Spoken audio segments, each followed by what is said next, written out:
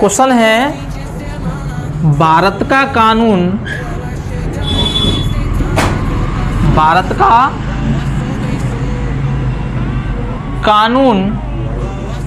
अंधा क्यों है?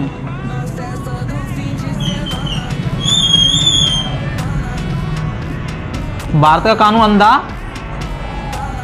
क्यों है? ये क्वेश्चन अपना कमेंट में एक स्टूडेंट ने पूछा, ठीक है। तो इसका जवाब क्या है? पहली बात तो ये है कि भारत का कानून अंधा क्यों है।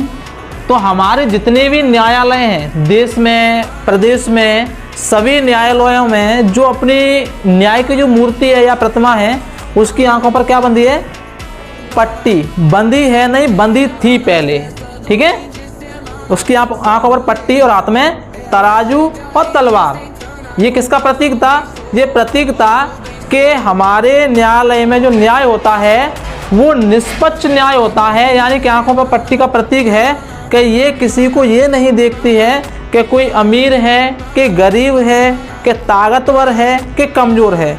सभी को समान समझ के ये न्याय किया जाता है। तराजू का मतलब यह है कि सबको समान न्याय मिलेगा। ऐसा नहीं है कि किसी को कम ज़्यादा। किसी को सज़ा देनी है तो सज़ा देने के लिए क्या थी? तलवार थी।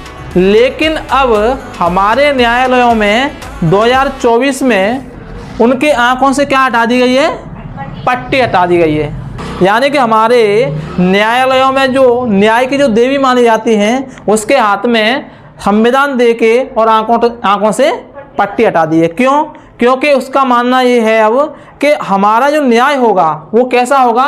बिल्कुल पारदर्शी होगा। पारदर्शिता का मतलब ये है कि बिल्कुल आंख खोल के और देख के न्याय किया जाएगा।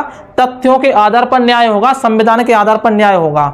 लेकिन तब भी हम भारत के कानून को अंधा कहते हैं। उसका कारण ये है कि कभी कभी न्याय में देरी हो जाती है, या फिर कभी कभी जो अन्याय करते हैं यानी कि जो गलत करते हैं उनको भी सज़ा नहीं मिलती है, या फिर जो अन्याय नहीं करते हैं, गलत नहीं करते हैं, उनको सज़ा मिल जाती है। इसलिए हम क्या कहते हैं? भारत के कानून को अंधा।